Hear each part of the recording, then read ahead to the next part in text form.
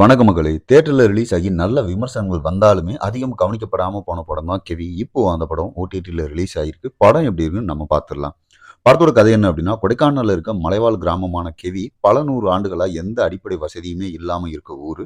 குறிப்பா பிரசவத்துக்காக பெண்கள் அங்க அனுபவிக்கிற கொடுமை வந்து ரொம்ப அதிகம்னே சொல்லலாம். அந்த ஊர வெறும் வாக்கு அரசியலுக்கு மட்டும் தான் அரசியல்வாதிகள் யூஸ் பண்ணிட்டு இருக்காங்க. அங்க இருக்க ஹீரோயின் ஷீலாவுக்கு ஒரு நைட்ல பிரசவ வலி வந்துருது. குழந்தைக்கும் பாதிப்பு ஏற்படுற மாரி ஒரு சிக்கல் வேற. ஊர்ல இருக்கவங்க ஒரு டோலி கட்டி, ரோடே இல்லாத அந்த மலைப்பாதையில கூட்டு போறாங்க. அதே நேரம் முன்னாடி ஏற்பட்ட ஒரு பகையால ஷீலாவோட புருஷன் ஆதவன கொல்றதுக்காக ஒரு போலீஸ் டீம் அவர தொரத்திக்கிட்டு இருக்கு. அதுல அவரு அவங்க கிட்ட மாட்டியும் இருக்காரு. ஷீலாவுக்கு குழந்தை நல்லபடியா பொறந்ததா? ஆதவன் அங்கருந்து தப்பி ஷீலாவ பார்க்க வந்தாரா? அந்த மலைவாழ் மக்களோட வலி தான் என்ன அப்படிங்கிறத அந்த மக்களோட பார்வையிலிருந்து நமக்கு உணர்வுபூர்வமா சொல்றது தான் இந்த படத்தோட மொத்த கதைக்களமே.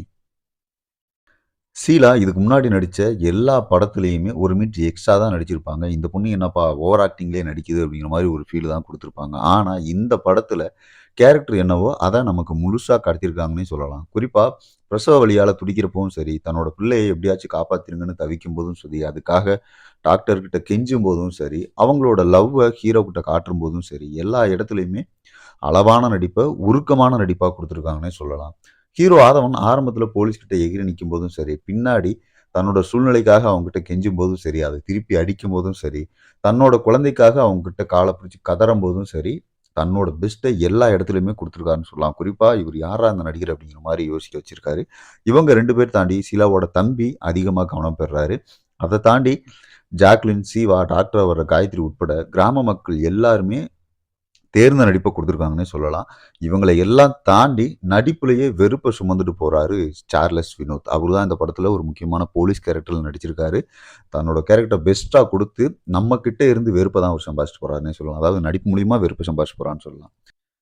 படத்துக்கு மிகப்பெரிய பலம்னா, அது மியூசிக்கும், சினிமாட்டோகிராஃபின்னு தான் சொல்லணும். பல சீன்ஸ்ல வர்ற அந்த பாட்டு, பேக்கிரவுண்ட் மியூசிக்கும் உருக வைக்கிற ரகமா தான் இருக்கு. குறிப்பா பாடல்கள் எல்லாமே அந்தந்த சீனுக்கு ஆப்ட் ஆகுற மாரியான லிரிக்ஸால நல்லாவே செட் ஆயிருக்கு. குறிப்பா தேவா குரல்ல வர ஒரு பாட்டு, அது வைரமுத்து எழுதியிருக்காரு. அவ்வளோ அழுத்தமா இருந்ததுன்னே சொல்லலாம். கேமரா ஒரு பக்கம் மலையோட அழக காட்டுனாலும், இன்னொரு பக்கம் அந்த மக்கள் நைட்ல எவ்வளோ வழிய கடந்து வர்றாங்க அப்படிங்கிறத அந்த பாதை மூலியமா கவர் பண்ண விதத்துல அச்சு பிசறாம அப்படியே படம் பிடிச்சு காட்டியிருக்குன்னே சொல்லலாம். மலைவாழ் மக்களோட வலிய சொல்ற மாரி இதுக்கு முன்னாடி ஏகப்பட்ட படங்கள் வந்தாலுமே, இந்த படம் அதிலிருந்து கொஞ்சம் தனிச்சு நிக்குதுன்னே சொல்லலாம். அந்த மக்களோட பயணம் தான் கதைக்களம் அப்படின்னாலும், ஸ்க்ரீன் பிளேல உருக்கமான சீன்ஸ வச்சு, உண்மைக்கு நெருக்கமாவே அத வச்சு, படத்துல நம்மள அந்த படத்தோடவே கட்டி போட்டாரு இயக்குனர்னே சொல்லலாம்.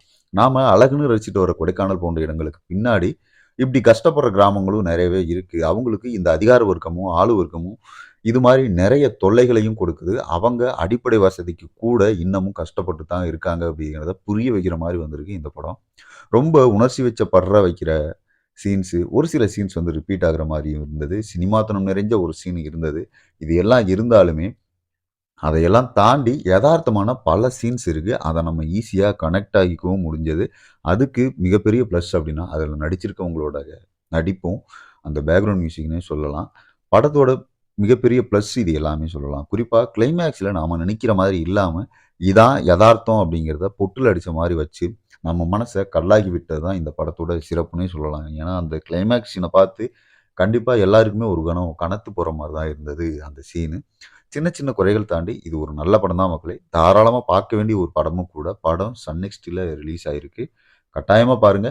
எல்லாருக்குமே பிடிக்குமாற வாய்ப்பு இருக்கு. இந்த உணர்ச்சிபூர்வமான படங்கள் வந்து எனக்கு செட் ஆகுது அப்படிங்கிறத மட்டும் தவிர்த்துருங்க. மத்தபடி கெவி வலிகள் நிறைந்த எளிய மக்களோட குரலாவே ஓங்கி ஒலிச்சிருக்குன்னே சொல்லலாம். அடுத்த ஒரு விமர்சனத்தில் சந்திப்போம் மக்களே. நன்றி.